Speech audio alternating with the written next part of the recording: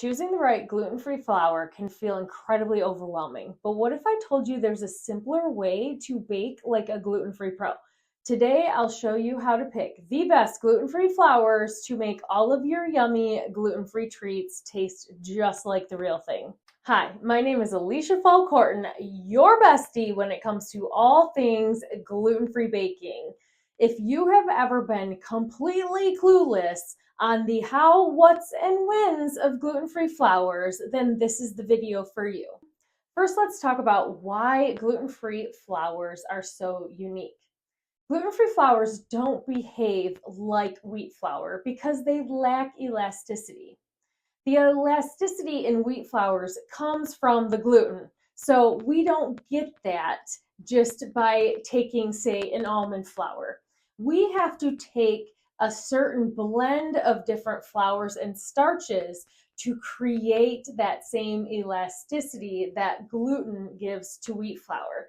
So when you're checking out a gluten-free baked good recipe, that's why it often has 12, 16 ingredients instead of, 3 like our gluten and wheat counterpart recipes. I give so much credit to those gluten-free recipe creators. They put a lot of time and effort to make the perfect blends for us to use so we can enjoy those goodies. And of course, you can always play around. I always play around a little bit with different flours and textures and all that stuff too. But those mixtures is what gives us our elasticity that we need, and that's where the 1-for-1 and the measure-for-measure flours come from, but we'll get to that here in a second. Before we dive into the different flours themselves, I would love for you to pop in the comments what is your biggest challenge when it comes to baking gluten-free. I would love to help you and our other gluten-free besties down there. Let's get a conversation going and see what we can figure out. Now let's break down the all-stars of gluten-free baking, the top flours, and how to use them effectively. Number 1, almond flour. This one is going to add some moisture and a nice nutty flavor to your baked goods. I like to use it for cookies and cakes, but it is not the only flour I use. I just like to supplement a little bit of almond flour in with my rice flour or my measure-for-measure flour. Now, if you do have a nut allergy, you're obviously going to want to not use almond flour at all, but it does really add a nice moisture so your baked goods aren't going to be as dry and that nutty flavor. Next, you have your rice flours. You have a white rice and a brown rice. I prefer brown rice. Don't ask me why. I don't know. It's really just the workhorse of gluten-free baking in general. It can be gritty if you use too much rice flour, but rice flour gives the structure to the baked goods. So oftentimes, your recipes are going to have rice flour in them. If you're buying baked goods from the stores, they 100% have rice flour in them. So they're just really the more, I don't want to say benign, they're the structure and they don't have like a ton of flavor to them. So they're really just a good neutral base to your baked goods. Now let's jump back in to talking about those gluten-free measure-for-measure, also called 1-for-1 flours. These are your beginner shortcuts. These blends take all the guesswork out of it. It takes all of the texture and structure that you want and need without having to buy all the flours. These type of flour blends are perfect for beginners. It takes all the guesswork out of it. You don't have to follow an extensive recipe and buy all 16 ingredients. It's all already put into one. It has all of your structure type ingredients, your texture, your flavor, everything's all in one. These also work really good for if you just need a little bit of flour to add some thickness to a recipe. So I often suggest the beginners or the new to gluten-free to grab some measure-for-measure flour and use these inside of your kind of simpler recipes.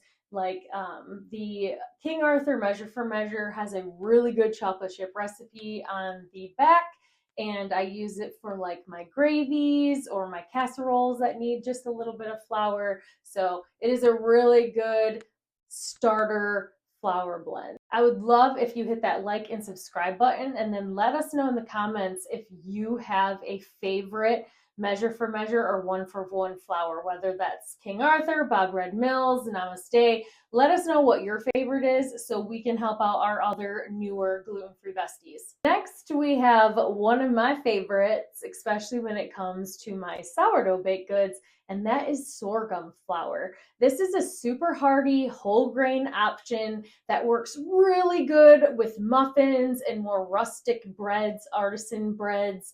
It is so good. It just adds such a great flavor and texture. You can also use millet in its place, but I am just a fan of how the sorghum tastes and works.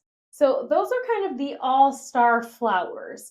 And these flours put together in a blend will create a great base for many recipes.